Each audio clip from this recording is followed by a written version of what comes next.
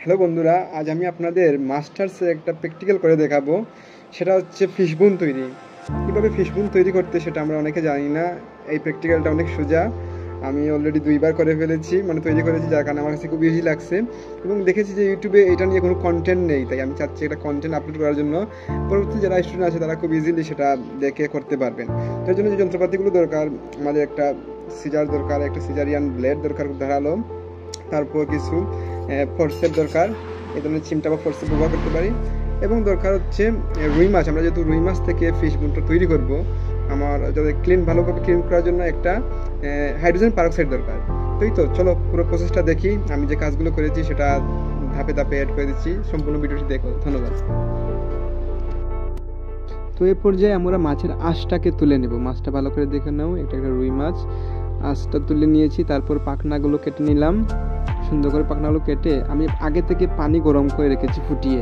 কখনো চুলার মাঝে বসানো যাবে না, ফুটন্ত গরম পানিতে আমি মাছটি রেখে দিলাম। তারপর নিয়ে আসলাম একটা আলোপূর্ণ জায়গাতে, একটা ভালো করে ধুয়ে একটা প্লেট ধুয়ে নিলাম। এই প্লেটের মধ্যে রেখে তারপর প্রথমে মাছের মাংসগুলো উঠিয়ে নিচ্ছি সুন্দর করে। এটা পরিষ্কার পাত্রে আমরা অবশ্যই করব, যাতে করে এই মাছটা আমার নষ্ট না হয়। এই মাছটা কিন্তু খাওয়া যাবে। হ্যাঁ, আমি এটা শেষে দেখিয়ে দেবো তোমাদেরকে কীভাবে এটা রান্না করে খাওয়া যাবে। আমি এটা পরিষ্কার টিফিন বাটিতে এইগুলো রাখছি। তারপর এপাশ ওপাশ করে আমি মাছের মাংসগুলো উঠিয়ে নিচ্ছি। এখানে যাতে ভিডিওটি শর্ট লম্বা না হয় সেজন্য আমি ভিডিওটিকে 2x গুণ করে দিয়েছি দ্রুতগতিতে। দেখো আমি খুব তাড়াতাড়ি এটা মাংসটা উঠিয়ে নিচ্ছি।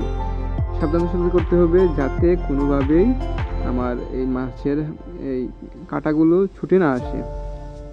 তারপর আমি ফোর্সেপ দিয়ে একটা একটা করে প্রথমে আমি ওপারকুলামটা উঠিয়ে নিলাম। এভাবে হেয়ার ম্যান্ডিবুলার, কানকুয়ার বিভিন্ন অংশগুলো যেগুলো আছে, ইউরোহায়াল, সবগুলো একে উঠিয়ে নিচ্ছি এবং পাশে রাখছি।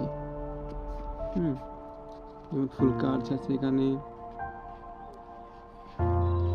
হ্যাঁ, মাছের প্রয়োজনীয় যে মস্তিষ্ক যেগুলো প্রিয় পারকুলাম আছে এখানে, ওভেরিয়াম সিকল আছে, ব্রাঙ্কেস্ট্রাগাল রে আছে, সবগুলো আমি পাশাপাশি রাখছি।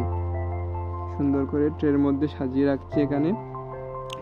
এরপর যে আমি মাছের কানকুয়া যেটা বলি আমরা ব্রাঙ্কেস্ট্রাগাল, সেটা আমরা বের করে নিচ্ছি। এখানে কিন্তু মাছের দাঁত আছে, মাছের দাঁতটা যাতে আমরা না ফেলে দিই, সুন্দর করে সেটা বের করে রাখবো, কারণ সেটাও অস্থির মধ্যে পড়ে। এবং মাছটা খুব সাবধানের সাথে কাজ করতে হবে যাতে মাছের অস্থিগুলো, কাঁটাগুলো ছুটে না যায়। হ্যাঁ, এই দেখো এখানে দাঁত আছে, রুই মাছের দাঁত আছে। দাঁতটা আমি পরিষ্কার করে রেখে দেবো। এটা দাঁত। তারপরে কোনো